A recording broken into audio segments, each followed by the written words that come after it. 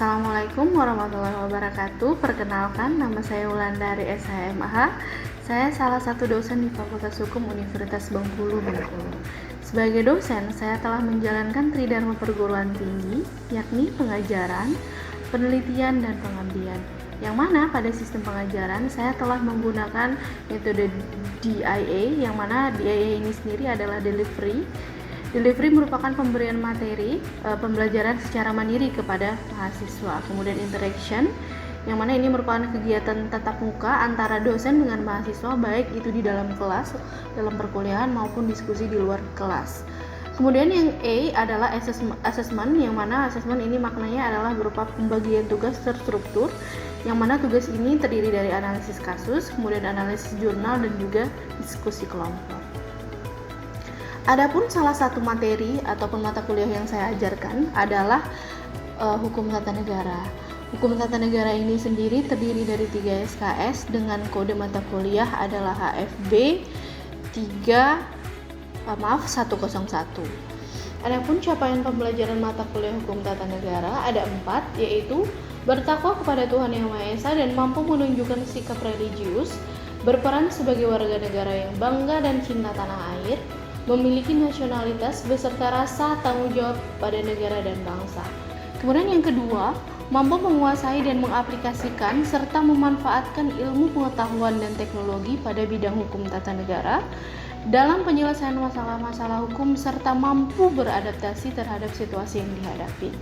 Yang ketiga, mahasiswa mampu menguasai konsep teoritis bidang pengetahuan tertentu secara umum dan konsep teoritis bagian khusus dan bidang pengetahuan tersebut secara mendalam, serta mampu memformulasikan penyelesaian masalah prosedural hukum tata negara. Yang keempat, capaiannya adalah mahasiswa mampu menjabarkan konsep teoritis bidang pengetahuan tertentu secara umum dan konsep teoritis bagian khusus dalam bidang pengetahuan tersebut secara mendalam, serta mampu memformulasikan penyelesaian masalah prosedural hukum tata negara. Setelah penjabaran capaian mata kuliah, maka akan saya jelaskan lebih jauh terkait dengan deskripsi dari mata kuliah ini, yakni agar kemudian mahasiswa mampu mendeskripsikan secara yuridis dan argumentatif, kemudian juga konseptual yang berhubungan dengan pengertian dan istilah hukum tata negara, sistematika hukum tata negara, pendekatan ilmu hukum tata negara, sumber hukum tata negara, kemudian materi tentang konstitusi, sistem pemerintahan kelembagaan negara, kemudian pemilihan umum, kewarganegaraan, dan yang terakhir itu adalah mahasiswa mampu menganalisis dan menyelesaikan persoalan hukum tata negara secara prosedural. Untuk metode pembelajaran pada hukum tata negara ini menggunakan metode pembelajaran berbasis proyek atau team based project, yang mana merupakan metode belajar yang menggunakan masalah sebagai langkah awal dan basic awal agar kemudian mahasiswa mampu mengumpulkan, kemudian mengintegrasikan dan mengolah data agar kemudian apa yang dipermasalahkan atau apa yang menjadi masalah dapat kemudian diselesaikan, dan kemudian mahasiswa mendapatkan pengetahuan baru dari pengalamannya untuk beraktivitas di dunia pekerjaan nantinya. Kemudian media pembelajaran dalam hukum tata negara ini saya menggunakan materi presentasi yang dalam bentuk PowerPoint, kemudian juga ada video, foto, kemudian ada juga laman website dari UNIP yaitu e-learning unip.ac.id, dan kemudian menggunakan media Zoom, Google Classroom, dan Google Form, yang mana Google Form ini akan digunakan nantinya untuk pengerjaan kuis, kemudian untuk UTS dan UAS. Pada video pembelajaran ini akan saya tampilkan materi terkait dengan organ dan fungsi kekuasaan negara, yang mana akan dibahas pada pertemuan 17 sampai dengan 19, yang mana materinya itu terdiri dari penjelasan terkait dengan apa itu lembaga ataupun organ negara yang ada di Indonesia, baik yang kemudian lembaga tersebut yang kewenangannya diberikan langsung oleh konstitusi ataupun kewenangan yang kemudian diberikan oleh peraturan perundang-undangan di bawah konstitusi, mulai dari undang-undang, perpres, dan peraturan di bawahnya. Kemudian juga ada lembaga negara yang sifatnya adalah lembaga negara independen. Kemudian selain dari lembaga-lembaga negara, maka akan juga dipelajari terkait dengan apa itu kewenangan dari pemerintah pusat dan pemerintah daerah. Untuk penilaiannya sendiri, penilaian itu terdiri dari yang pertama terkait dengan aktivitas partisipatif.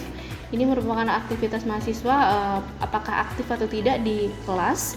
Kemudian yang kedua, observasi aktivitas mahasiswa berbasis case method, yang mana saya akan memberikan kasus-kasus yang kemudian akan diselesaikan oleh mahasiswa, ataupun bisa juga melihat jurnal yang ada pembahasan terkait dengan kasusnya. Kemudian yang ketiga, asesmen penilaiannya itu adalah hasil proyek, yang merupakan laporan hasil dari proyek. Kalau saya berikan tugas kepada mahasiswa berupa proyek untuk penyelesaian suatu kasus, maka kemudian mahasiswa harus menyelesaikan laporan tersebut dalam bentuk proyek dan akan dikumpulkan melalui laman website e-learning @unip.ac.id. Kemudian yang keempat, asesmen penilaiannya itu adalah kognitif atau pengetahuan, yang terdiri dari tugas mandiri yang akan saya berikan, kemudian tidak hanya tugas mandiri, ada juga tugas kelompok, kemudian kuis, UTS, dan UAS. Setelah saya menjabarkan terkait dengan deskripsi dan kemudian pengetahuan terkait dengan mata kuliah hukum tata negara, saya akan menjabarkan ataupun menyampaikan video pembelajaran pengajaran mata kuliah Hukum Tata Negara di semester 2 Fakultas Hukum Universitas Bengkulu. Selamat menyaksikan. Assalamualaikum warahmatullahi wabarakatuh. Waalaikumsalam warahmatullahi wabarakatuh. Selamat pagi. Sehat.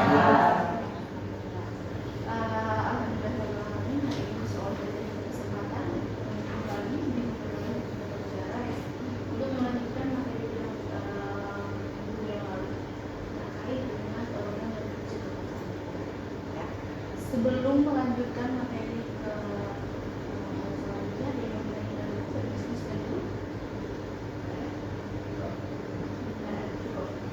Oke, terkait dengan materi kita hari ini ya, ini ada beberapa yang ingin saya tes dulu nih kali ini.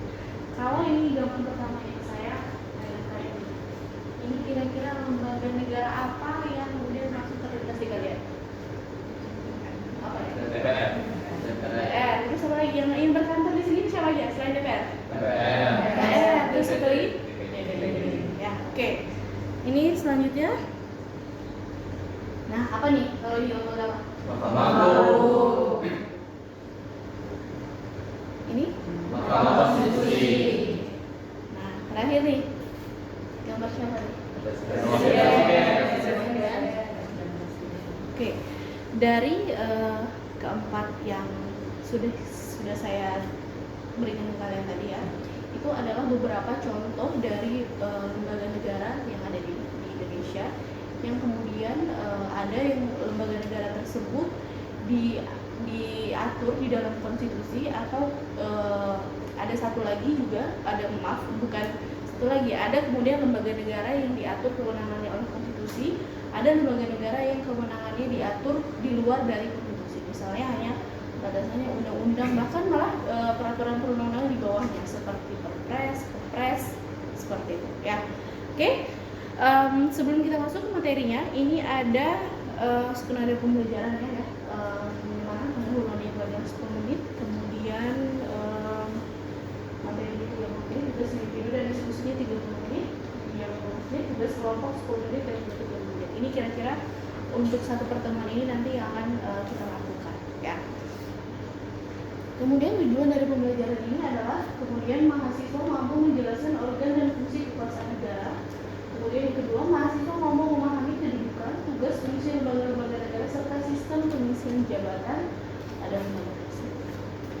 Nah, kita masuk ke apa itu pengertian dari lembaga negara atau organ negara. Ya,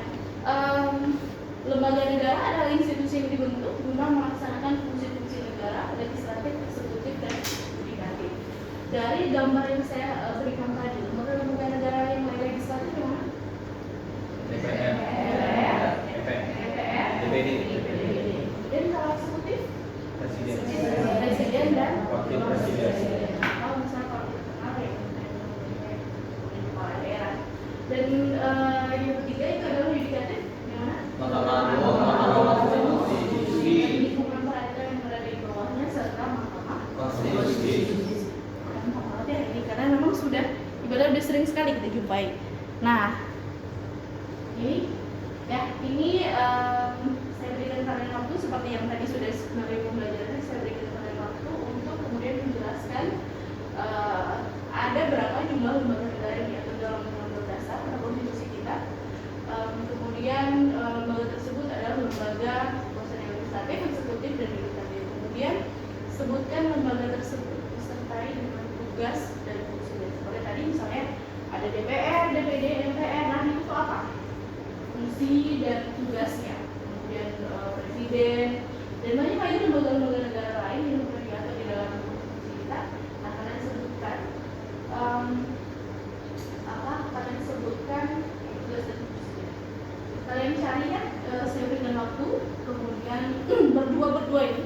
Ya, nah ini sudah saya persiapkan. Wait, sudah saya persiapkan nama-namanya ya. Nah ini kelihatan ya. Jadi berdua ya. Albar dan Rehan, kemudian Emrafan dan Habibillah, Wahyu dan Jonathan, Shalsa dan Salsaria, Novela dan Si, Denada dan April Juliani, kemudian Diah dan Fadilah, Zainab dan Husna, Dafa dan Siti dan yang lain Indah dan Maisun. Nah ini kalian bekerja berdua mengerjakan tugas yang saya berikan. Ya, silakan dikerjakan. Silakan.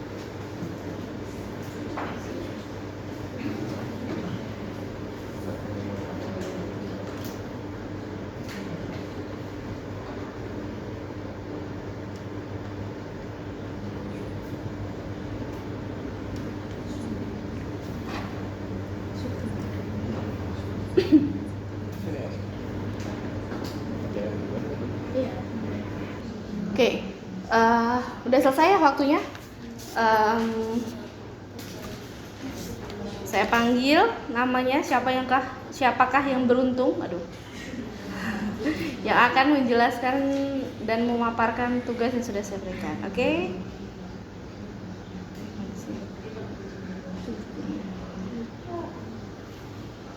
Ayo, let's see siapa nih. Nah, Niken, Indah dan Maisun. Oke. Semangat. Oke. Silakan jelaskan Niken dan Maisun. Jadi ada berapa jumlahnya dulu, ya. Kemudian baru sebutkan lembaga negara tersebut disertai dengan tugas dan fungsi. Kalau lembaga negara itu legislatif, yudikatif dan eksekutif.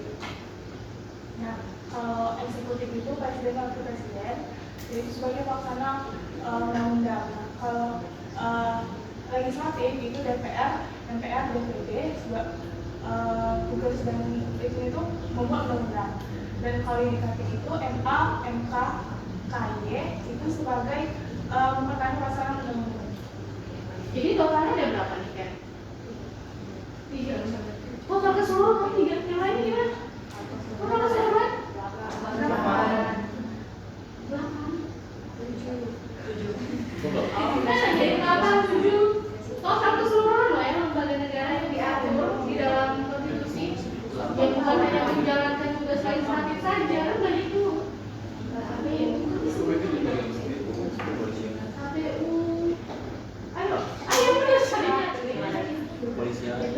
BPK di situ, terus lagi bank sentral, apa lagi? Banyak kan, makanya saya bilang. Ini yang benar nih ya, yang benar. Ayo cari lagi. Berapa jumlahnya?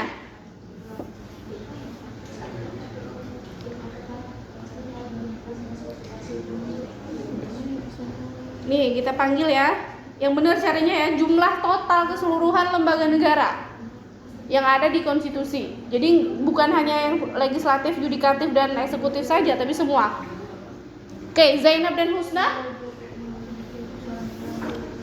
Iya, ada berapa?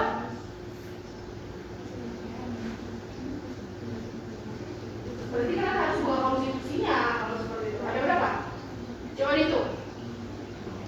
DPR, DPD, DPK, MK, AY, Presiden dan Wakil Presiden,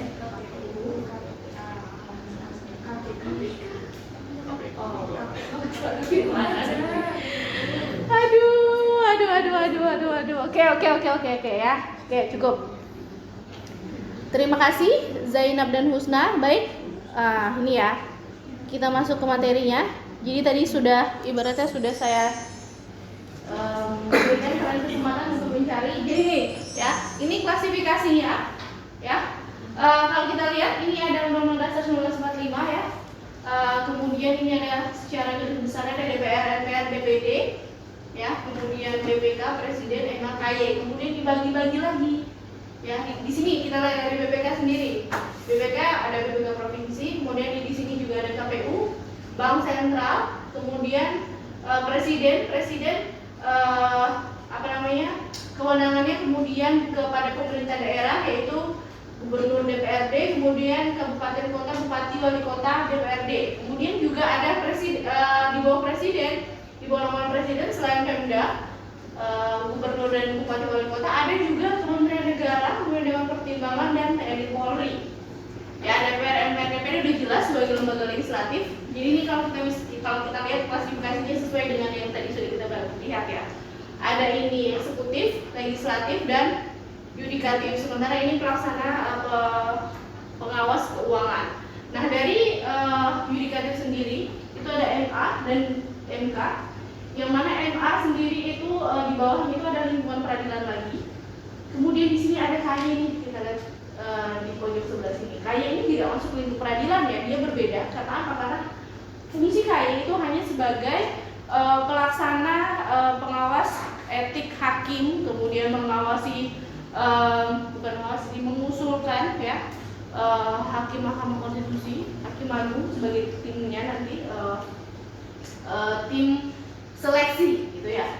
Nah, ini yang saya bilang tadi ya, MA, ada peradilan umum, agama, militer dan tata usaha negara. Ini secara garis besarnya kalau kita lihat lembaga-lembaga negara yang ada di dalam sistem ketatanegaraan yang diatur di dalam konstitusi kita. Ya. Nah, ini kalau misalnya kita lihat klasifikasi dari lembaga negara ini sendiri, ada beberapa kayak yang saya bilang ya, ada lembaga negara yang kemudian secara langsung menerima kewenangan konstitusional dari Undang-Undang Dasar Negara Republik Indonesia. Jadi jelas lembaga-lembaga negara ini disebutkan di dalam konstitusi kita. Tadi yang sudah disebutkan oleh Zainab dan Husna, ada kemudian DPR, DPD, MPR, BPK, Presiden, Wakil Presiden, Mahkamah Agung, Mahkamah Konstitusi dan Komisi Yudisial. Nah, sisanya kemana, Bu? Seperti seperti KPU, ya. Kemudian yang super power sekali ini lembaganya adalah KPK. Kemana, Bu? Berarti kewenangannya bersumber dari mana, gitu ya. Nah, ini ada klasifikasi yang kedua, yaitu adalah lembaga negara yang tidak disebutkan namanya, tetapi disebut fungsinya dan berwenangnya dan kewenangannya akan diatur dengan undang-undang, yaitu Bank Sentral dan KPU. Ini ada kan di dalam Undang-Undang Dasar Negara Republik Indonesia atau konstitusi kita tadi. Jadi ibaratnya bedanya dengan yang tadi adalah bahwa yang tadi jelas secara tertulis namanya juga ada DPD, MPR segala macam. Sementara yang dua ini secara ibaratnya tidak disebut namanya tetapi disebut fungsi dan kewenangannya. Bank Sentral kemudian dan Bank Sentral ini merujuk mana? Bank Indonesia. Kenapa kemudian Bank Indonesia disebutkan sebagai Bank Sentral? Kenapa? Ya, mengatur keuangan. Posisinya kan ibaratnya kalau kita bilang oh Bank Sentral, dan aku tetap ingat oh itu Bank Indonesia kok. Nah, kenapa seperti itu? Kenapa tidak kemudian disebutkan Bank Indonesia saja? Kenapa? Ada yang tahu alasannya? Kenapa? Ada yang tahu alasannya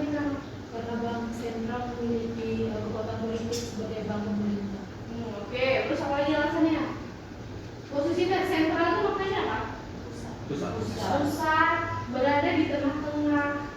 Ya, karena kan perbankan yang kita kenal di Indonesia itu tidak hanya bank yang kemudian sifatnya yang badan usaha milik negara saja, tetapi juga ada bank-bank yang kemudian di luar naungan dari pemerintah atau BUMN. Apa saja contohnya? BNI. Mandiri itu BUMN nggak sih?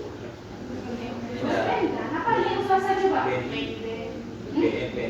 Maybank, terus Penin Bank, apalagi Danamon, Siramas, Bank Mega, ya itu bukan BUMN. Kalau BUMN itu kayak BNI, ya. Tapi kan bedanya di mana? Jadi ibaratnya kalau kemudian di sektor sentral, karena posisinya itu adalah sebagai kita di pusat, kemudian sentral, jadi posisinya itu adalah di tengah-tengah yang kemudian berfungsi untuk mengatur lajunya perekonomian mulai dari cash flow, inflasi, kemudian seberapa banyak seberapa banyak peredaran uang gitu, karena tidak bisa sembarangan saja Bank Indonesia mengeluarkan. Dan tujuan inflasi kemudian tertulis menjadi bagi Bank Indonesia, atau kalau di dalam konstitusi kita kenal dengan bank sentral. Ya, kemudian Komisi Pemilihan Umum apa fungsinya? Melaksanakan pemilihan umum yang insya Allah sebentar lagi akan dilaksanakan tahun depan, tahun 2024, yang mana itu pemilihan presiden dan wakil presiden, kemudian dan anggota legislatif ini DPR, DPD, kemudian di tingkat daerah ada DPRD provinsi dan DPRD kota. Ya. Oke, kemudian yang sebelumnya tadi, yang lembaga-lembaga ini ada nggak yang kalian belum tahu kewenangannya? DPR udah jelas ya, menjalankan fungsi apa pertama? Fungsinya legislasi. Kemudian legislasi apa lagi? Budgeting atau budgeter, anggaran. Terakhir pengawasan. Kemudian DPD apa fungsinya? Apa DPD? Dewan Perwakilan Daerah sebagai lembaga yang kemudian mewakili daerah di tingkat pusat. Kemudian yang ketiga MPR. MPR apa? MPR itu gabungan dari antara DPR dan DPD. Jadi yang bergabung semuanya gitu ya. Yang kemudian memiliki fungsi selain ikut kemudian membahas rancangan undang-undang yang akan kemudian disahkan di undang-undang, MPR juga kemudian memiliki tugas dan fungsi apa yang paling penting? Nanti Mengubah konstitusi. amandemen. Oke, itu kan penting. Tahun 2024 ini nanti presiden dan wakil presiden. Oke. Kemudian BPK, pemeriksa keuangan, ini di bidang keuangan sebagai pengawas di situ ya. Posisinya adalah pemeriksa keuangan negara. Gitu. Kemudian presiden dan wakil presiden sebagai kepala negara, presiden kemudian sebagai kepala pemerintahan, ini dibantu oleh wakil presiden. Mahkamah Agung tadi ya udah lingkungan peradilan yang berada di bawahnya, ada peradilan umum, militer, agama, ketatanegaraan negara, kemudian peradilan lain yang namunnya di peradilan umum seperti hubungan industrial, ya, Pikor yang kalian pernah dengar, yang sering sekali bikin kita kaget-kaget kasusnya ya. Kemudian Mahkamah Konstitusi adalah lembaga baru lahir tahun 2003, di mana istilah kerennya itu adalah Guardian of Constitution dong, kan konstitusi dia. Ya, fungsinya adalah menegakkan hak-hak konstitusional warga negara yang merasa hak warga negaranya dirugikan dengan adanya suatu peraturan perundang-undangan.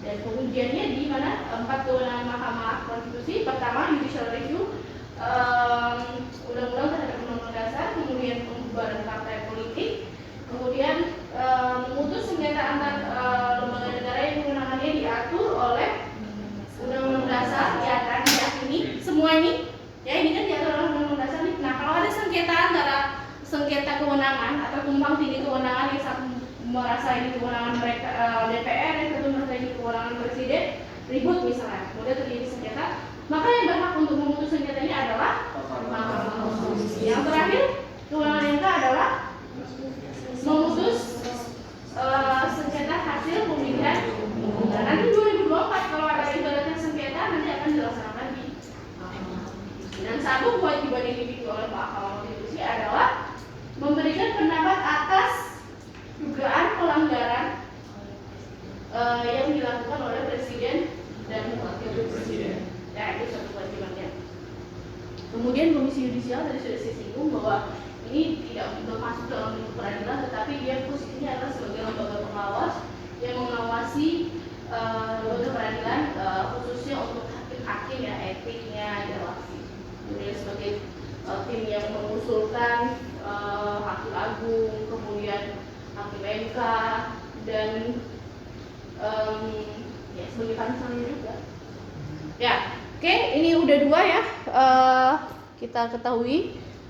Kemudian klasifikasi yang ketiga, lembaga negara yang kewenangannya diatur dalam Undang-Undang Dasar Negara Indonesia 1945, tapi secara tidak langsung kewenangannya diatur. Tadi sudah disinggung, ada beberapa tadi yang menyebutkan Tentara Negara Nasional Indonesia, TNI. Tahu kan TNI? Tahu. Jangan karena kalian sering lihat Polri karena sering ditilang lupa sama TNI. TNI itu yang bunyinya oleh itu loh. Ya, yang badannya walaupun masih tua, bapak-bapaknya bagus ya. Kemudian, nah yang kedua ini kepolisian negara nih yang kalian suka berhubungan ya, pakai helm, ngebut, terus habislah SIM-nya dan lain-lain ya. Kemudian pemerintah daerah ini apa maknanya?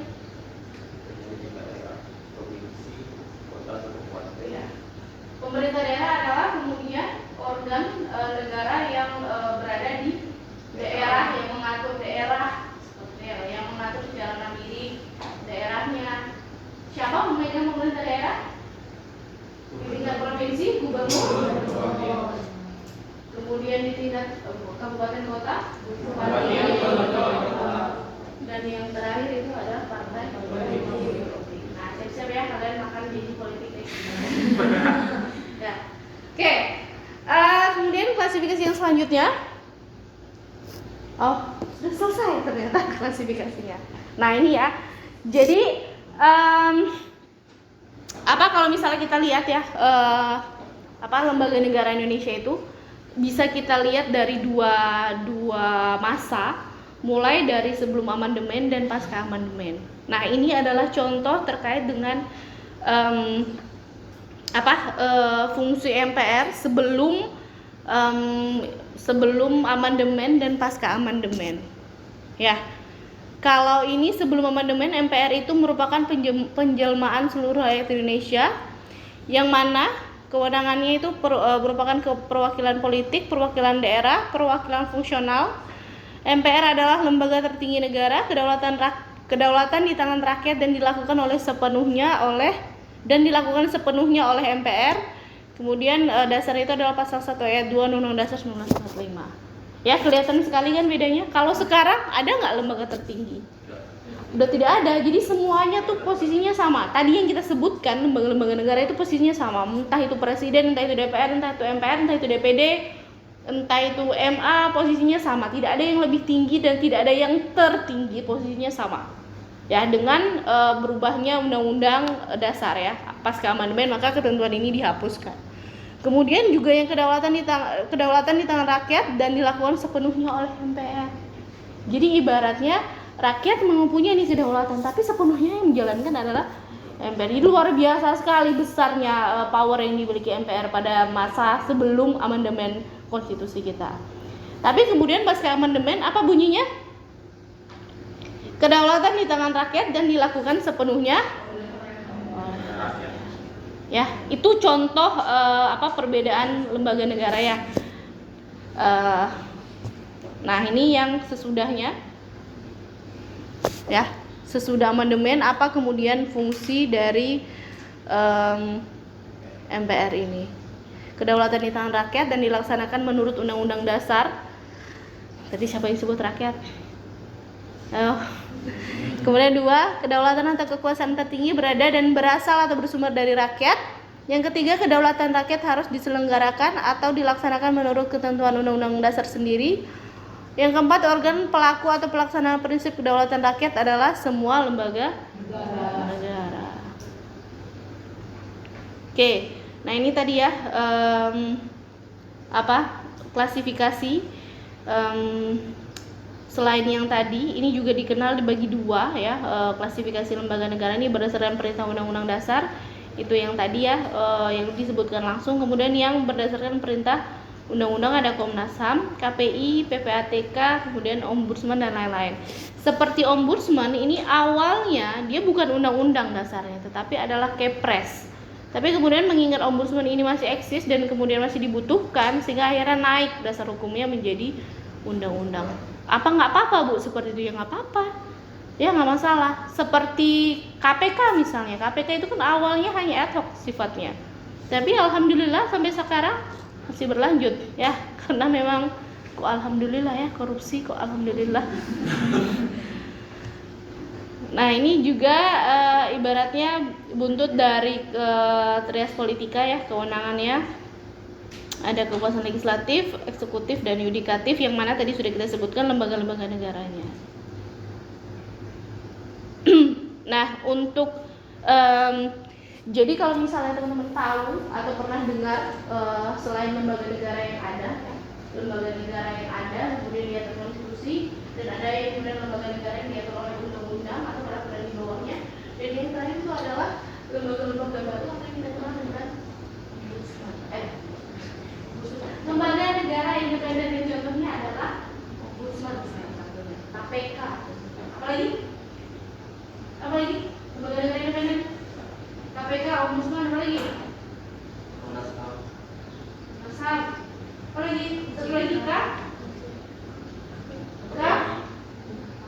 KPI contohnya. Nah, kenapa kemudian lembaga baru ini hadir? Karena tadinya lembaga Ombudsman kemudian KPK ini kan ibaratnya dimiliki kewenangan di Ombudsman ini melaksanakan pengawasan di bidang pelayanan publik yang tadinya dilaksanakan oleh semua lembaga negara, namun kemudian tidak berjalan efektif, sehingga perlu ada lembaga yang kemudian menerima laporan dari masyarakat yang kemudian merasa dirugikan dengan buruknya pelayanan publik yang terjadi. KPK dirugikan apa? Karena pihak kejaksaan kemudian pihak polisian, pihak peradilan tidak mampu menjalankan tugasnya sebagaimana mestinya, dalam artian bahwa memberantas korupsi itu adalah tugas dari aparat penegak hukum dan kita bersama sebenarnya. Tetapi ditunjuk oleh aparat penegak hukum secara langsung untuk menegakkan ataupun memberantas korupsi, namun tidak efektif, kemudian hadirlah KPK. Ya, nah kemudian maka ini ibaratnya menjadi dasar adanya lembaga-lembaga baru atau kita kenal dengan lembaga negara independen. Yang harapannya adalah agar kemudian lembaga tersebut bersifat ideal, expected, dan kemudian prescribed role, kemudian prescribed role, individual role, kemudian perform dan actual role menurut pendapat dari Suryono. Jadi kalau misalnya secara garis besar diketahui bahwa ada 3 lembaga negara ya, ada lembaga yang berdasarkan konstitusi kewenangannya diatur, kemudian yang kedua lembaga negara yang diatur di peraturan perundang-undangan yang di bawah konstitusi, undang-undang negara di bawahnya, dan yang terakhir adalah lembaga negara. Ya, ngerti ya? Ngerti? Oke. Ada yang mau didiskusikan? Ada? Ada? Ada yang mau didiskusikan? Ada? Cukup? Oke, kalau cukup, nah ini tugas individu masing-masing ya. Resum sejarah kelembagaan negara di Indonesia. Nah tadi kan saya contohkan MPR tuh. Nah kan nggak cuma MPR ya, banyak kan, mulai dari DPR, kemudian presiden, Mahkamah Agung. Nah kalian jelaskan kalian resum tugas dan fungsi kewenangannya masing-masing tersebut dari sebelum amandemen sampai setelah amandemen perbedaannya seperti apa. Ya, kemudian kalian buat, kalian ketik ya, dalam space, kemudian kalian kumpulkan di laman website UNIF di e-learning, tentunya e-learning.unif.ac.id, tentunya kalian kelas saya KTN yang cari saja di kelas 2. Oke? Oke. Ya, berarti ya sampai sini materinya. Apa ada yang mau disampaikan terlebih dahulu? Tugasnya mati? Ada yang mau disampaikan? Ada? Ada? Oke. Kalau cukup, oke. Saya rasa sudah lewat waktu ya kita ya bukunya dengan menghitung lembaga negara yang ada 8 lah, ada 3 tadi. Itu benar-benar harus kalian telaah lebih jauh ya. Kalau perintahnya adalah menghitung jumlah, otomatis jumlah, jangan kalau cuma 3 kok. Kan jumlah saya bilang ya, itu benar harus kalian perhatikan. Ini ya perintahnya. Oke? Ya. Oke, kalau tidak ada lagi yang mau didiskusikan, saya akhiri. Kita insya Allah ketemu lagi minggu depan dengan membahas